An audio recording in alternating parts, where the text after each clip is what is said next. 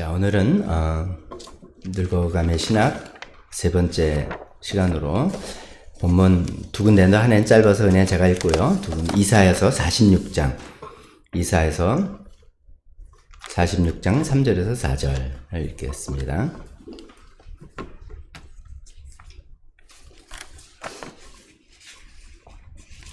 이사야서 46장 3절에서 4절 같이 읽겠습니다. 시작. 야곱의 집안아, 이스라엘 집안의 모든 남은 자들아, 내 말을 들어라. 너희가 태어날 때부터 내가 너희를 안고 다녔고, 너희가 모태에서 나올 때부터 내가 너희를 품고 다녔다.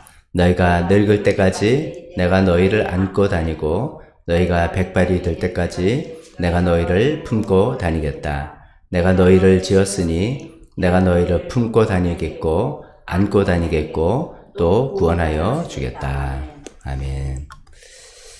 자, 이게 주제로 우리가 이제 주제 설교죠. 어떤 토픽을 가지고 하는 설교다 보니까 이런 구절도 또 이렇게 눈에 들어오게 되는 것 같아요.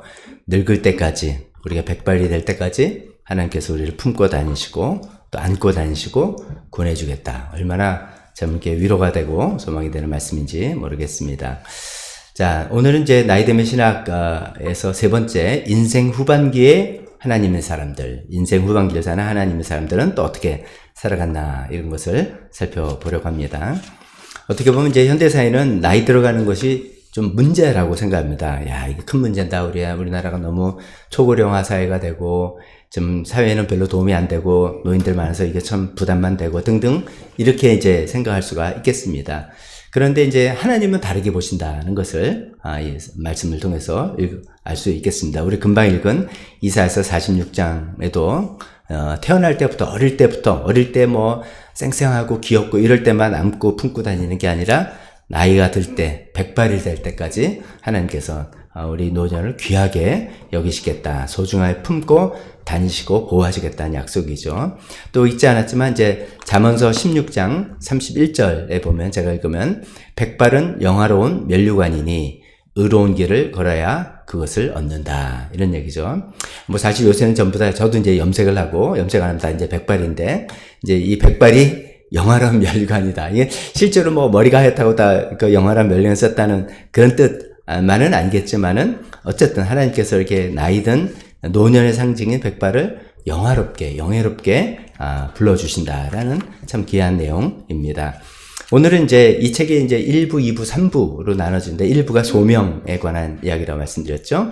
이 소명에 관한 이제 마지막 세 번째 시간인데, 인생 후반기에 이 소명을 받은 사람들, 성경에 나온 인물들 살펴보면서 우리도 그런 노년의 삶을 살아가게 되기를 바라는 마음입니다. 첫 번째 제목은 노년은 새로운 소명을 받는 시간이 될 수 있다. 나이든 노년은 새로운 소명을 받는 시간이 될 수 있다.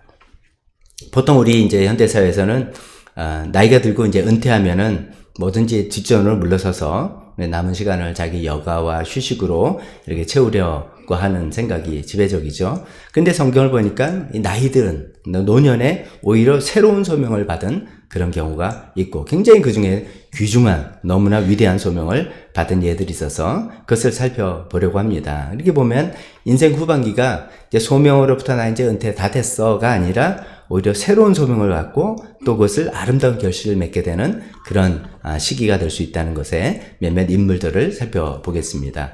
첫 번째는 인생 나이 75세, 그렇게 되면 거의 이제 이제 죽을 나이라고 생각해야죠. 이제 얼마 남지 않은 나이인데, 그 전까지는 그냥 뭐 의미 없고, 결혼해도 자식도 없고, 뭐 아무것도 별로 존재감이 없던 그런 사람인데, 갑자기 75세에 새로운 소명을 받은, 그래서 놀라운 인물이 된 사람이 있습니다. 여러분 잘 아시는 아브라함이죠. 아브라함 75세에 하나님의 부르심을 받았어요. 그리고 그 결국은 100세 이삭을 얻음으로써 그 소명을 이루게 됐습니다. 참 놀라운 거예요. 왜 젊은 시절에 안 하고 이렇게 나이들은 할아버지를 부르셨는가 생각을 해보는 거죠. 그게 뭐 이제 자세한 내용은 아니라 이제 예를 드는 거니까. 근데 이제 아브라함이 소명을 단지 받은 것만이 아니라 그것을 아름답게 결실을 이루었다는 거 우리가 잘 알지 않습니까? 100세 이제 아들 이삭을 얻은 거죠. 이 100세에 얻은 아들, 그 결실한 게 그래서 뭐, 그냥 노인네가 75세 때 하나님 부르심 받고 결국 100세 때 아들 하나 얻었네. 상속자 아들 얻었네. 정도가 아니라 이 아들을 통해서 모든 민족이 복을 받게 되는 그런 것이죠. 거기 이제 갈라디아서 3장에 보면 사도 바울이 그 포인트를 잘 지적했죠. 너의 후손들이 아니라 후손이라고 단수를 쓰면서 그것이 바로 예수 그리스도고 그 이제 아브라함과 이삭의 계통에서 나오는 예수 그리스도를 통해서 모든 민족이 복을 받게 되는 것이다 라는 이야기를 잘 간파했습니다. 자, 그런 것처럼 75세, 인생 75세 후반기에 이런 놀라운 소명을 받고 아름답게 이룬 멋진 사람 아브라함의 예를 들 수가 있겠습니다. 아브라함은 두 번째 인물은 아브라함도 저리 가랍니다. 무려 80세 새로운 소명을 받은 사람입니다. 누굽니까? 모세죠. 모세는 자기 혈기로 자기 민족을 위해서 어떤 큰 일을 해보겠다는 생각이 없지는 않았습니다만 그것이 자신의 진정한 소명은 아니었죠. 하나님의 부르신 소명은 아니라 자기 자신의 목적이고 소원이긴 했습니다. 그러다가 이제 광야로 도망가고 거기서 비참하게 시간을 지내다가 인생 나이 80세 때 하나님이 그에게 나타나셔서 새로운 소명을 주셨죠. 너의 민족인 너의 동족 이스라엘 민족을 출애굽시켜서 하나님의 백성으로 만들어라 라는 위대한 소명을 그 늙은 나이 80세 노예 모세에게 주셨습니다. 그리고 그는 그것을 아름답게 결실을 맺었습니다. 세 번째, 또 노년에 이런 새로운 소명을 받고 아름답게 이룬 사람은 신약시대로 넘어가면은 시므온과 안나를 뽑을 수 있겠습니다. 시므온은 어떤 소명을 사실 이거는 언제 받았냐 이렇게 말하기는 좀 우리가 분명하지 않습니다. 근데 분명히 죽기 전에 하나님께서 보내시는 그리스도 메시아를 보겠다. 너는 죽기 전에 메시아를 보겠다. 근데 보는 걸로 끝나는 게 아니라 너는 보게 되면 그 메시아를 선포해라. 뭐 이런 소명이겠죠. 그런 성령의 지시를 받고 그 소명을 계속 품고 있던 시므온이 어느 날 성전에서 아기 예수를 보고 그 아기 예수를 팔로 안고서 이렇게 선포했죠. 이방 사람에게는 이 아기가 이방 사람에게는 계시하는 하나님의 뜻을 나타내는 빛이요 주님의 백성 이스라엘에게는 영광이라고 선포하면서 이 아이가 바로 메시아라는 것을 선포하는 그 소명을 잘 감당했습니다. 전에도 이제 말씀드렸습니다만 연말에 설교했나요? 시므온이 한 그 유명한 말 라틴어로 우리 한번 배워보자고 했죠. Nunc dimittis. 이제 now. 이제 저를 평안히 떠나가게 해주시는군요. 이제 나를 놓아주시는군요. 우리가 하나님께 받은 소명을 다 완수하고 이제 다 끝났을 때 우리도 Nunc dimittis 이렇게 할 수 있는 우리 인생 되었으면 좋겠습니다. 시므온이 나이가 정확히 몇 살일까 궁금해요, 사실은. 그래서 이제 랍비 문학이나 이런 데 보면 113세다 이런 얘기지만 근거는 별로 없고. 근데 이제 그 뒤에 나오는 안나라는 인물을 비교해 보면은 안나가 84세라고 돼 있으니까 적어도 70, 80 정도 되는 노인 될 거다라고 짐작해 봅니다. 근데 이제 7, 80대인데 성경시대 인물들은 우리보다 훨씬 평균 수명이 낮습니다. 그러니까 굉장히 고령이라는 것이죠. 그렇게 그때 고령의 늦은 나이에 새로운 이런 놀라운 소명을 받은 시므온 살펴봤고, 쌍처럼 같이 나오는 것이 안나죠. 안나 84세. 늘 성전을 떠나지 않고 밤낮으로 금식과 기도로 하나님을 섬기던 그 정말 경건한 여인이었죠. 그러다가 아기 예수를 보고 안나도 하나님의 구원이 이르렀구나 라고 생각해서 그 구원의 소식을 모든 사람들에게 알렸다라고 이야기하고 있습니다. 예수님이 시므온과 안나 케이스 보면 예수님이 이제 탄생하실 때 하나님께서 메시아를 구세주를 보내주셨다라는 것을 감지한 사람은 젊은 사람, 똑똑한 사람보다는 이렇게 오히려 나이 든 사람, 엘리사벳이라든지, 등등, 이렇게 나이 든 사람들이 더 많은 것 같아요. 그래서 어떻게 보면 노년 시기가 하나님과 더 민감하게 교제하는 시기. 그래서 하나님의 타이밍과 하나님의 어떤 섬세한 움직임을 잘 간파할 수 있는 그런 시기다라고 이렇게 말해 볼 수도 있겠습니다. 한 명의 인물도 더 들면, 성경 시대가 아니라, 이제 우리 현대사에 얼마 전에 돌아가신, 지미 카터 전 미국 대통령 예를 한번 들어보겠습니다. 이분이, 작년 말에 100세로 돌아가셨어요, 이분이. 굉장히 장수한 분이죠. 근데 이분이 굉장히 젊을 때 정말 출세했죠. 46세에 조지아주 주지사가 됐습니다. 그 다음에 미국 대통령이 된 게 52세예요. 아유, 팔팔하죠.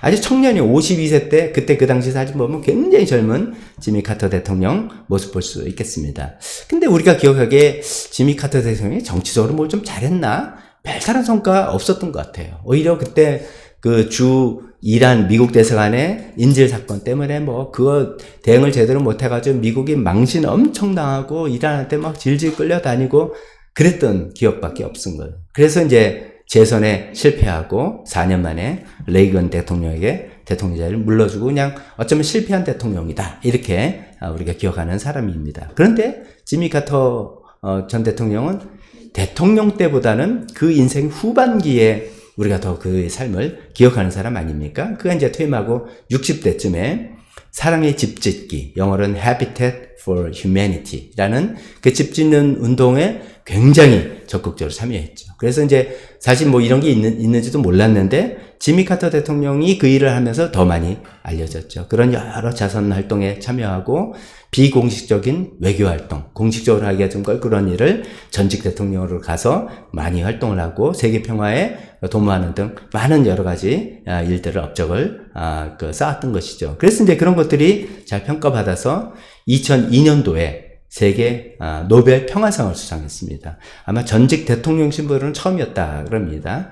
그러니까 어떻게 보면 전반기에 주지사로 되고 대통령을 나고 현직으로 잘 나갈 때는 에이 그 사람 뭐야 이렇게 했는데 오히려 대통령 그만두고 후반기에 이 사람의 업적과 이런 것들이 더 많은 사람들에게 영향을 주고 어쩌면 인생의 후반기에 이런 사랑으로 집 짓는 자선활동이라든지 외교활동이라든지 평화운동이라든지 이런 데 소명을 뒤늦게 받아서 그것이 평화상으로 노벨 평화상으로 인정받은 거 아닌가 이렇게 생각도 해봅니다. 작년 12월에 이제 세상을 떠났다는 그 뉴스 보도 다 보셨겠죠. 근데 이제 이분이 제가 이제 찾아보니까 이런 얘기예요. 세상을 100세 떠나기 직전이라는 게 언제 한 얘기인지 모르겠지만 이런 얘기를 했대요. 내 삶은 마지막 끝까지 의미 있어야 된다. 그런 얘기죠. 참 뭉클해요. 그래서 내가 숨이 끊어지는 그 순간까지 굉장히 내 삶은 의미 있어야 된다. 내가 받은 소명을 감당하고 해야 된다. 이런 맥락으로 이해할 수가 있겠습니다. 자, 이런 인물들 이렇게 보면 인생의 후반기와 노년의 삶은 그냥 목적 없이 의미 없이 그냥 살아가는 지루한 삶이 절대로 아니라는 것이죠. 아브라함이 그랬고 모세가 그랬고 시몬과 안나가 그랬고 지미 카터 대통령도 그랬던 것이죠. 그래서 이제 우리가 이제 그런 기대를 해보는 거죠. 나는 내 노년에 어떤 또 새로운 사명을 하나님께서 주시는 건 아닐까. 이런 거 생각해 보는 거죠.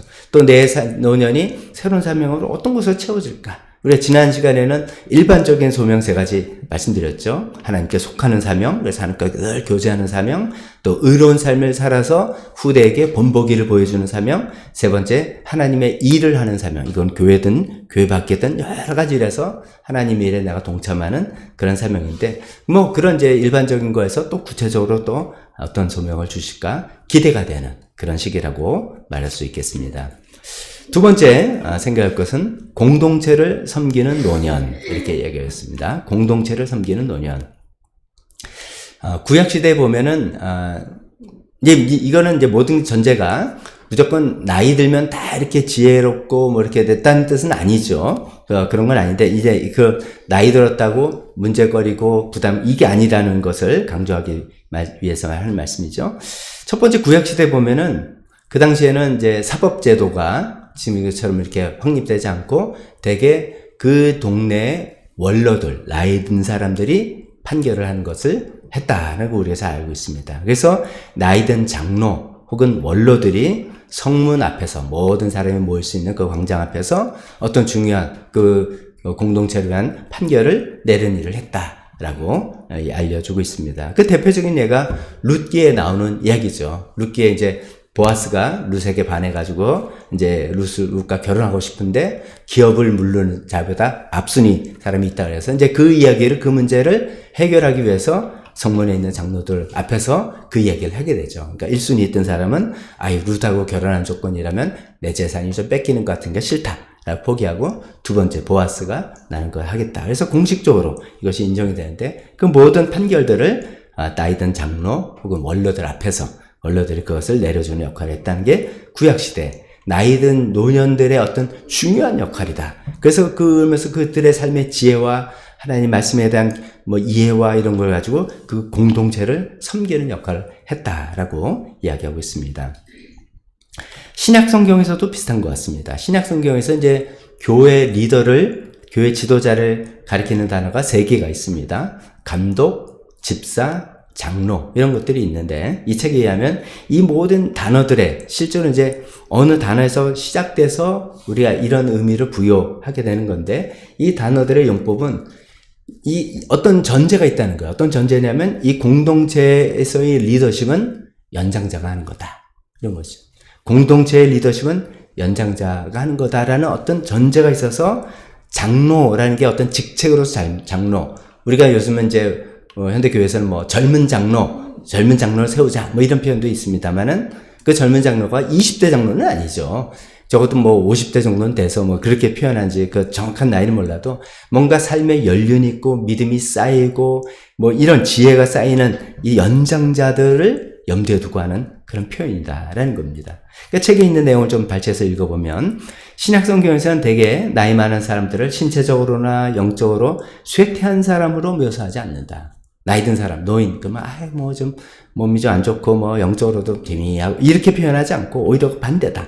신체적인 한계와는 상관없이 그들은 언제나 교회 공동체에서 장로, 멘토, 상담자, 교사 역할을 수행하면서 공동체의 존경과 보호를 받았다. 이런 것이 이제 신약 성경에 나오는 이 연장자, 나이 든 분에 대한 일반적인 묘사다라는 것이죠.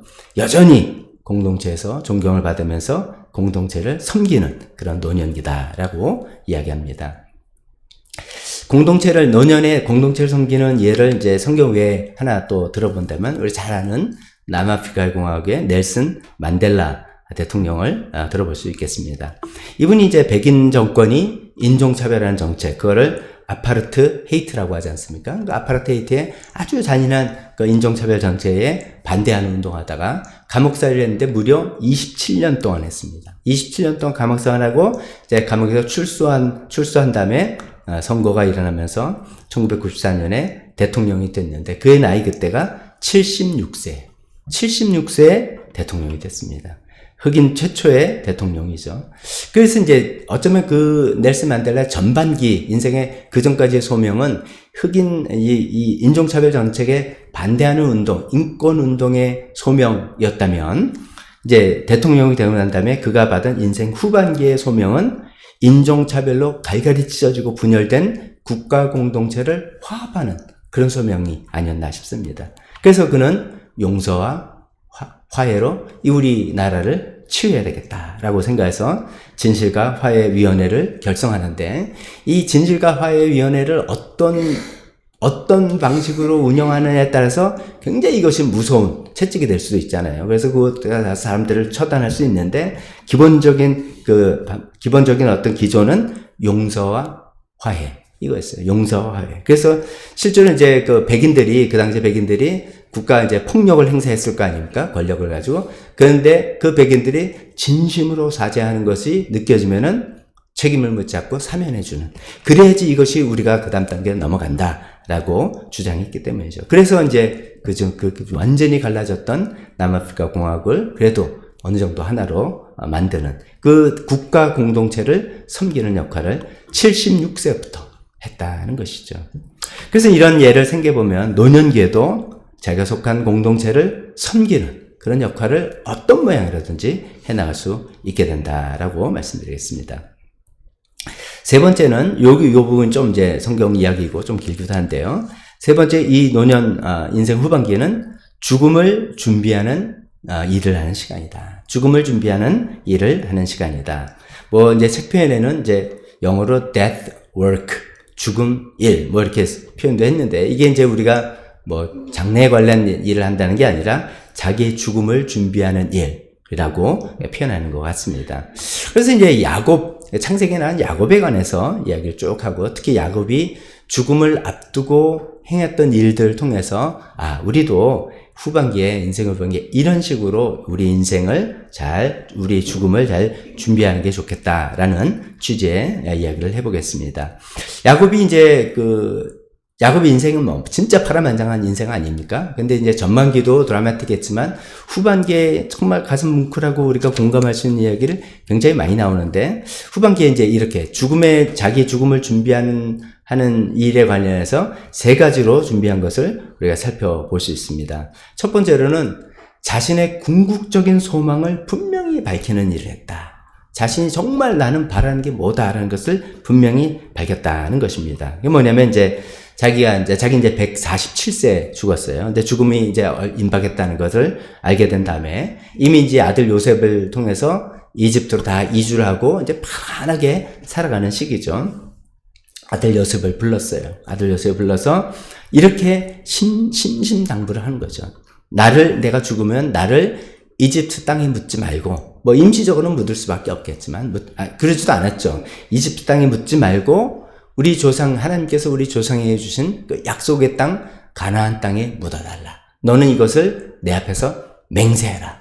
그러니까 이게 부탁하는 게 아니라 너는 내 앞에서 맹세하라. 그래서 요셉의 맹세를 받아낸 것이죠. 그게 이제 창세기 47장 27절부터 나오는 그런 얘기입니다.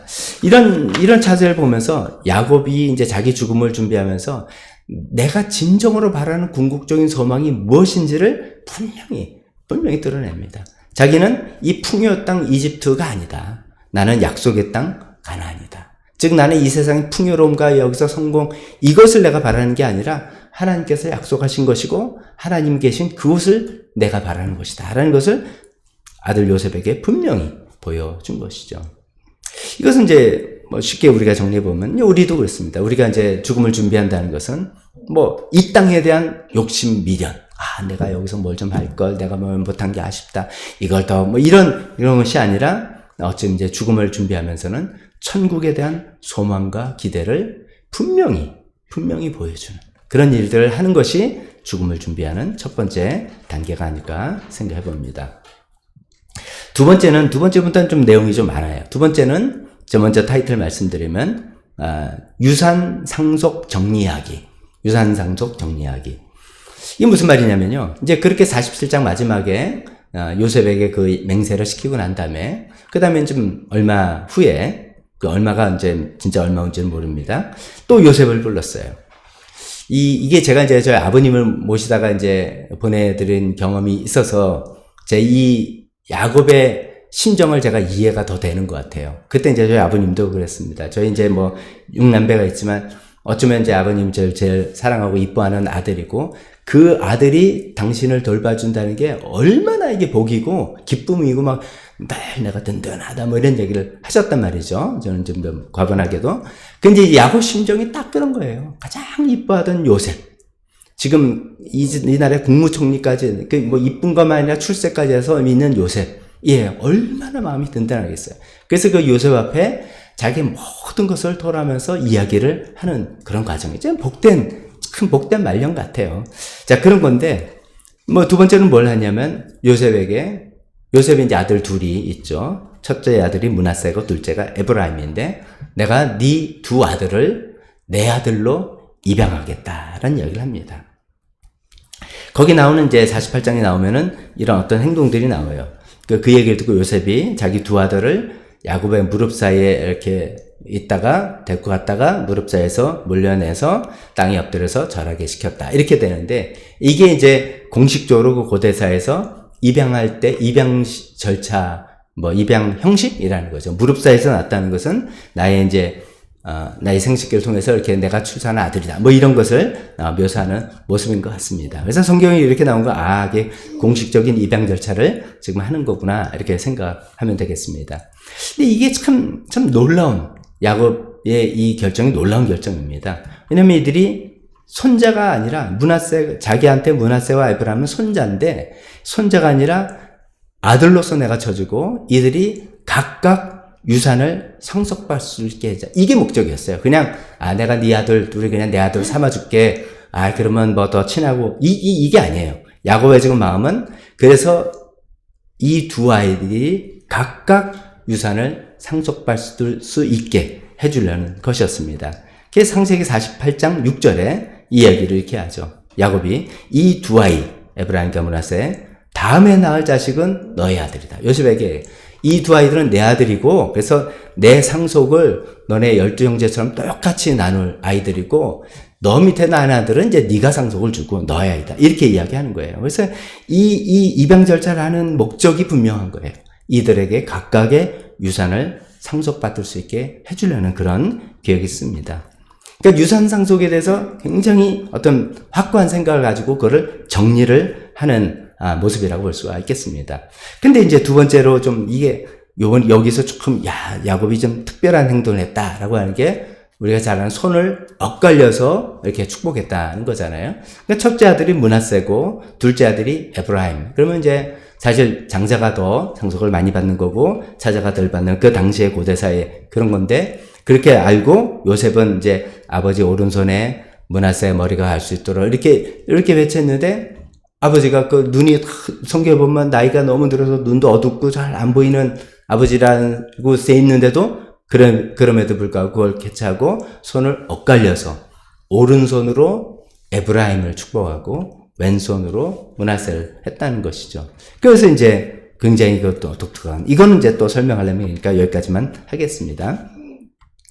자, 이렇게 이제 야곱이 자기 죽음을 준비하면서 첫 번째 자기의 궁극적인 소망은 천국이다, 가나안이다, 분명히 그거를 공포한 것과 함께 두 번째는 자기의 유산 상속 문제를 어떻게 할 것인지를 다 이제 구체적으로 정리를 한 겁니다. 다 한 몫씩 주고 있고, 요셉 너는 내가 두 몫 준다. 그래서 너희끼리 그래야지 나중에 분쟁이 없고, 특히 이제 그 당시로서는 그렇잖아요. 요셉이 워낙 파워가 있으니까 야곱이 죽은 다음에 나머지 이제 형제들이 요셉이 자기를 어떻게 처치할까봐 막 두려워 떨었다, 뭐 그런 내용이 나지 않습니까?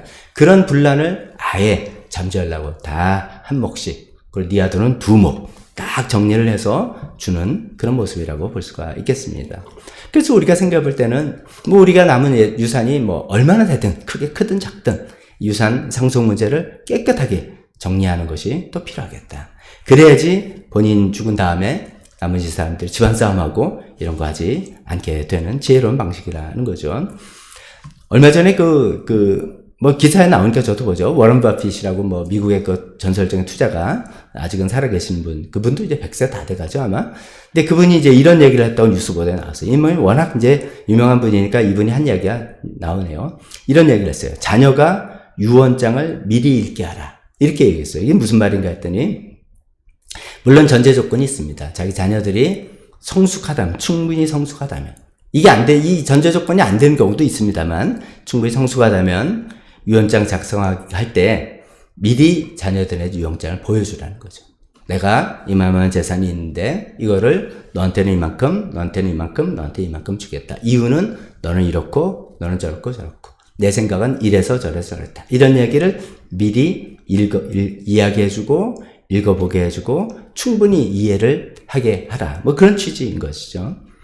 그래서 부모가 이런 결정한 논리, 또 자녀가 사후에 마주할 책임을 모든 자녀가 미리 다 이해하도록 하는 게 좋겠다라는 거죠. 그 이유는 뭐 그렇게 하지 않고 일방적으로 이제 우리 보통은 이제 일반적으로 그냥 내가 원하는 대로 할 거야. 그래서 유언장 작성해 놓고 나중에 그것이 공개되면 이제 막 난리가 나는 그런 경우가 있지 않습니까? 그래서 뭐 소송이 들어가고 뭐 이렇게 되는 그런 케이스를 워낙 많이 봤기 때문에 그 유산 상속을 미리 잘 정리하는 것도 자신의 죽음을 준비하는 두 번째 과정이지 않냐, 이렇게 이야기하겠습니다. 세 번째 마지막으로는 야곱 자신의 남은 감정 정리하기. 자, 이렇게 이제 저도 이제 요 내용은 이 책을 읽으면서 참 새롭게 알게 된 내용이에요. 그전에는 이제 그래서 이제 자기 시신 가나안에 묻어달라 얘기했고, 그 다음에 이제 요셉의 아들을 자기 자녀를 입양해서 상속도 이렇게 했고, 뭐 이렇게까지는 했는데, 그 이야기를 하는 과정에 뜻밖의 라헬의 죽음 이야기를 하게 됩니다. 제가 좀 읽어보면 이렇습니다. 자, 아까 제가 읽은 거잖아요. 이 두 아이의 다음에 낳으실 자식은 너희 아들이고 두 아이들은 형들과 함께 상속을 유산받게 하라. 유산을 상속받게 하라. 이게 이제 48장 7절이었는데, 그래서, 유산 정리를 지금 잘 하고 계시는구나. 라고 생각했는데, 그 다음 7절에 무슨 얘기를 하냐면, 내가 밧단을 떠나서 고향으로 돌아올 때, 밧단이라는 것은 외삼촌 라반의 집이었습니다. 거기서 고향으로 돌아올 때 슬프게도 너희 어머니 라헬이 가나안 땅에 다 와서 조금만 더 가면 에브랏에 이를 텐데.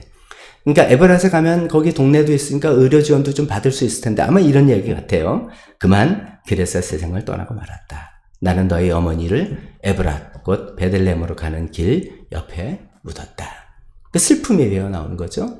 너네 엄마를 이제 요셉에게 너네 엄마를 조금만 더 가면 에브랏가 베들레헴 가면 그래도 뭔가 이렇게 좀 살릴 방법이 있었을 텐데 그걸 못하고 거기서 너네 엄마가 그걸 기다리지 못하고 이제 베냐민 나타가 이렇게 됐죠. 거기서 죽었는데 거기서 할 수 없이 내 길가에 묻고 말았다. 우리 라멜다 거기 막벨라 굴도 있는데 거기 못 묻고 그렇게 길에다 묻을 수밖에 없었다. 그런 이야기를 하게 되는 겁니다. 왜 야곱이 여기서 이런 얘기를 할까? 어떻게 보면 이제 요셉의 두 아들을 입양하는 거니까 요셉의 친엄마 라헬이 생각났고 자기가 사랑하는 여인이었으니까 그냥 생각났다 이렇게 할 수도 있겠지만 여기는 조금 배경이 있습니다. 여기 이제 밧단을 떠나올 때라고 표현했잖아요. 밧단은 라반, 외삼촌 라반의 집이잖아요. 거기서 이제 얼마나 고생도 하고 또 얼마나 거기서 자수성가했는지 우리가 잘 알죠. 근데 거기서 이제 도저히 안 되겠다 해서 자기 재산을 가지고 이제 나올 때, 사실은 빠져나오는 거죠. 나올 때 이제 라반이 뒤늦게 알고 막 추격해서 이제 막 거기서 이야기할 때죠.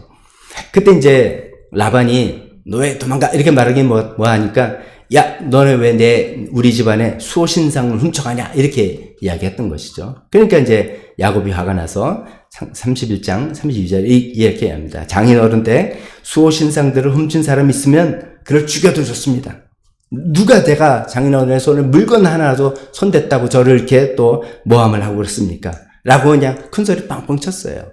그러면서 성경 뒤에 야곱은 라헬이 그 수호신상들을 훔쳤으리라고는 전혀 생각하지 못했다. 자기 몰랐던 거예요, 사실.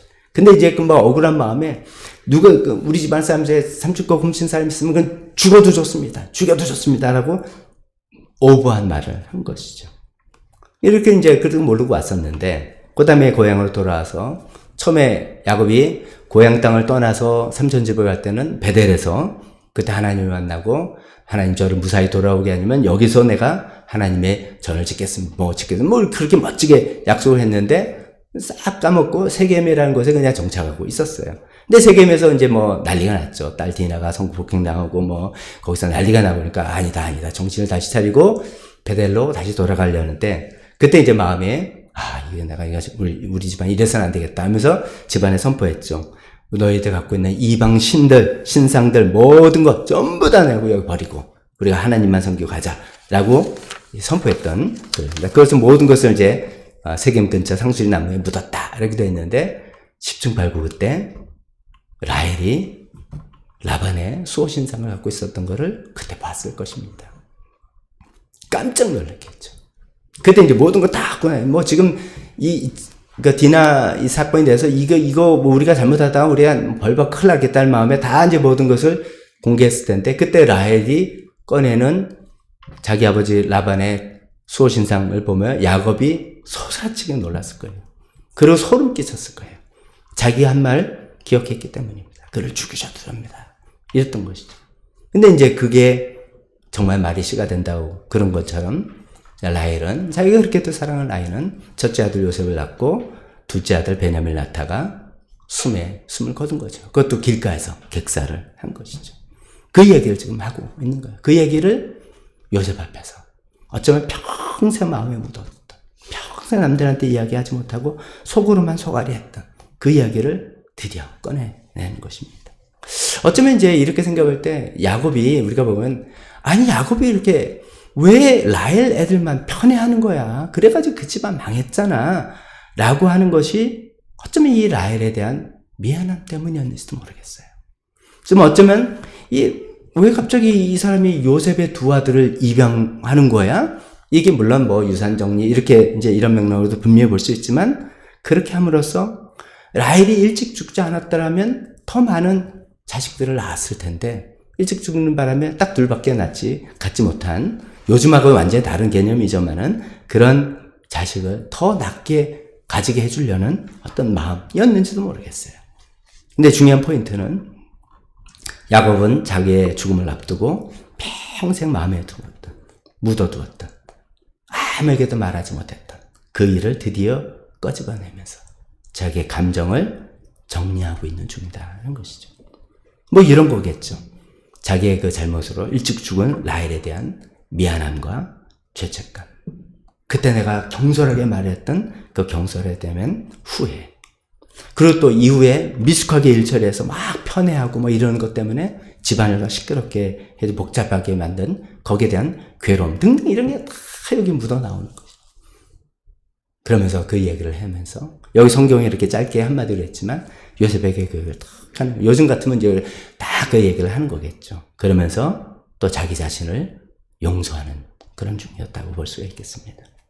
그러고 난 다음에 그는 평안하게 이제 죽음을 맞이할 준비가 되었다는 것이죠. 이 책 이제 폴 스티븐슨의 책을 보면 다른 사람의 책을 좀 인용하는데, 알렉스 밀러라는 분의 작별의 풍경, 이것도 이제 죽음에 관한 그 책인데 작별의 풍경이 나오는 부분을 이렇게 인용하고 있습니다. 이제 알렉스 밀러라는 분이 이렇게 썼어요. 나는 우리 모두가 자신만의 비밀과 흑역사를 품고 있다고 믿는다. 좀 우리 그렇죠? 흑역사가 맞는지만 남들이 알면은 손가락질 할 만한 아주 창피한 일, 너무 실수한 일, 너무 잘못한 일, 뭐 이런 일들 다 뭐 있는 거죠. 근데 우리 대부분은 그것을 공개하지 않고 무덤까지 가져간다. 그런데 비밀이 드러난다면 과연 어떤 결과가 벌어질까? 이게 이제 어떤 뉘앙스로 썼는지는 제가 잘 이해 못합니다만 아마 좋은 뉘앙스는 이런 것이죠. 그것을 무덤까지, 이제 어떤 거는 내가 비밀을 지켜줄게 무덤까지 가져간다. 이건 뭐 객관적인 사실, 남에 관한 이야기라면 그렇게 해야 될지 모르겠어요. 그건 또 그런 대로 있지만 자기에 관한 이야기, 이런 이야기를 아무한테도 말 안 하고 소홀히 끙끙 앓고 무덤까지 간다. 뭐가 좋겠습니까? 그것은 정리하고 털어놓고 해소하고 그렇게 가야 되지 않겠냐 하는 것이죠. 그래서 우리가 사실 제가 이제 이 내용을 읽고도 참 우리가 파쇄식 하는 거 진짜 잘하는 거구나. 우리 해마다 그 해의 마지막이라 생각해서 이런 식의 감정 정리를 하는 거예요. 내가 또 용서할 사람 용서하고 하나님께 용서를 구하고 뭐 이 시간을 갖는 것이죠. 그래서 우리는 감정 정리를 하고 홀가분하게 하나님께 가야 되는 게 우리가 죽음을 준비하는 마지막 과정이 아닌가 싶습니다. 하나님께 기도하면서 솔직하게 하나님께 감정을 다 털어놓고, 하나님 그때 너무 정말 괴로워요. 제가 왜 이렇게 경솔하게 막 오버해서 이 말을 하고, 그것 때문에 제 사랑하는 아내가 죽었나요? 그것 때문에 이것이 이렇게 돼서 막 우리 집안이 이렇게 복잡하게 된 건가요? 하나님, 저희 이 어리석음을 어떻게 하면 좋겠습니까? 저를 용서해 주세요. 뭐 등등 여러 가지 할 수 있겠지 않습니까? 또 하나님께 하기도 하지만 또 어떤 때는 정말 믿을 만한 사람에게, 우리가 또 사람에게 하는 것은 또 다른 효과가 있죠. 굉장히. 그래서 상담을 하거나 이야기할 수도 있고, 또 실제로 그 용서와 화해의 대상이 있다면 마지막에 죽기 전에 용서하고 화해를 하고 하는 등등 이런 방법을 통해서 자기 감정을 처리하고 죽음을 준비하고, 아니 뭐 죽기 전까지 기다릴 필요가 뭐가 있겠습니까? 평소에 자기 감정을 잘 처리하고 가볍게 또 편하게 인생을 살아가는 것이 죽음을 준비하는 마지막 단계 아닌가 싶습니다. 오늘 말씀 정리하겠습니다. 인생의 후반기 역시 의미 있는 시간입니다.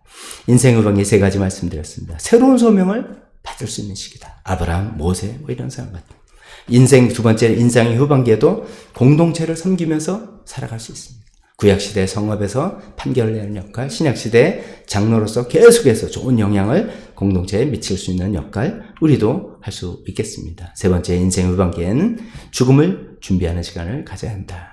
야곱처럼 자기 궁극적인 소망이 뭔지 분명히 밝히고, 두 번째, 유산상속 잘 정리하고, 세 번째, 남은 감정까지도 잘 정리해서 평안하게 그렇게 죽음을 맞이하는 그런 준비에 의미 있는 인생 후반기가 되었으면 좋겠습니다. 기도하겠습니다.